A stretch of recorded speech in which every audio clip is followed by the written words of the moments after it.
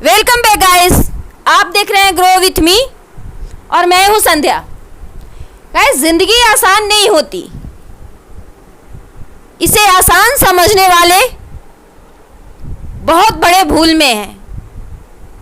हम जन्म से लेके आखिरी सांस तक हर एक चीज को पाने के लिए संघर्ष करते हैं, तब जिंदगी मुकम्मल हो पाती है।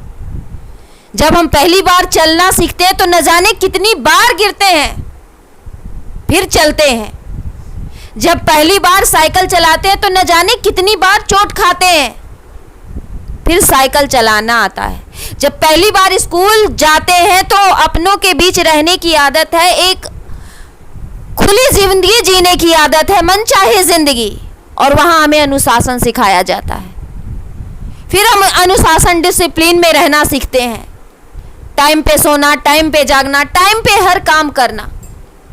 तो जिंदगी आसान नहीं होती।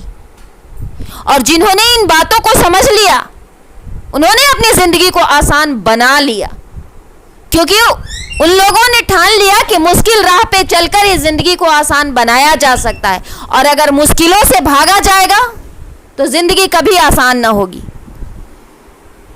बहुत तकलीफ होती है कमेंट में ये सुनकर कि मुझसे ये नहीं हो पा रहा।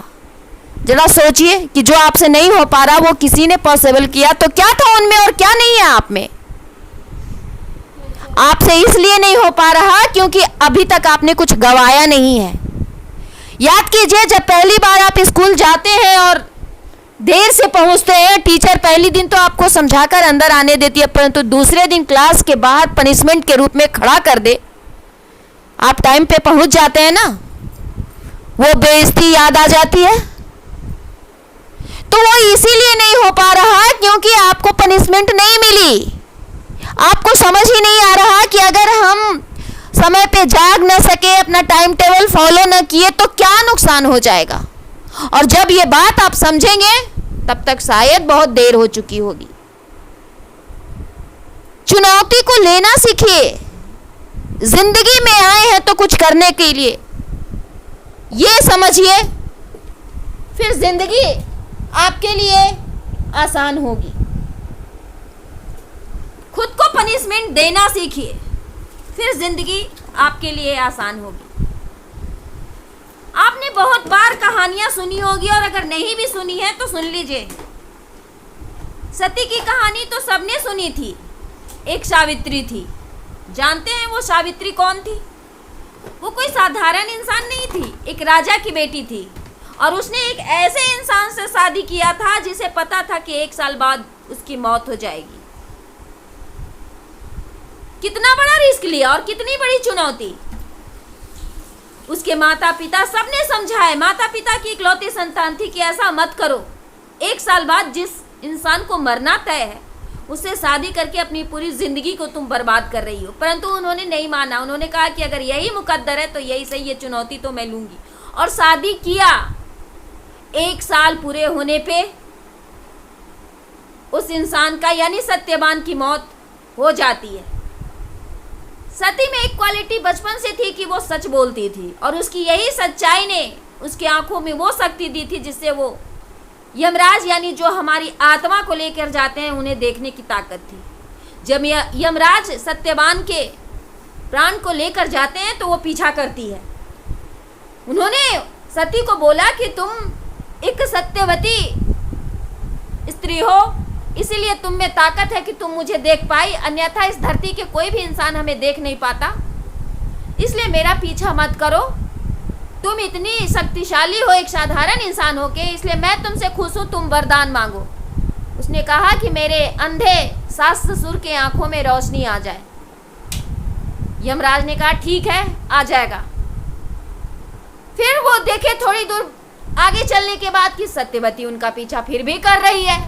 उन्होंने कहा अब क्या सत्यवती, अभी भी मेरे पीछे हो, अब क्या चाहती हो? तो उन्होंने कहा मेरे सास ससुर के सिर्फ आंखें आने से क्या होगी, उनका राजपाट जो छिन गया, जो राजा थे कभी, आज एक लकड़हारे की जिंदगी जीते हैं, कुछ ऐसा कीजिए कि वो फिर से राजा बन जाए।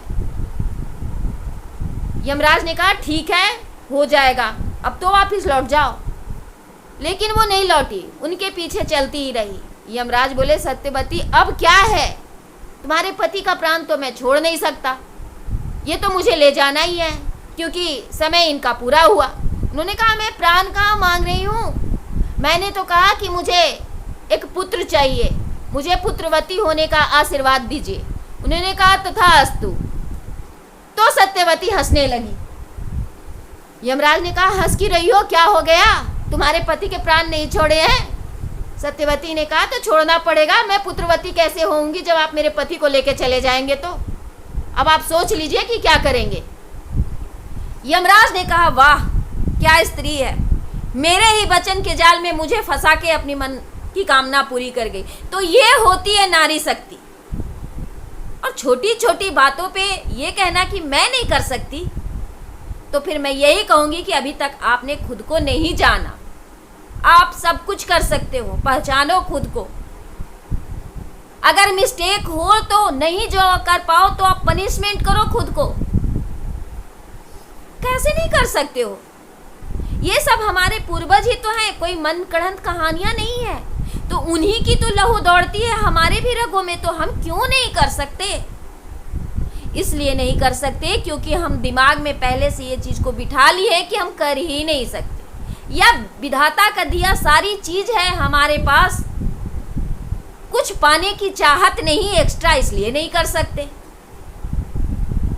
लेकिन जिस दिन आपको ये लगेगा कि जो चीज है हमारे पास, जो सुख सुविधा हमसे मिली है, हमें मिली है विरासत में, वो छीन जाएगी, फिर आप सब कुछ करोगे।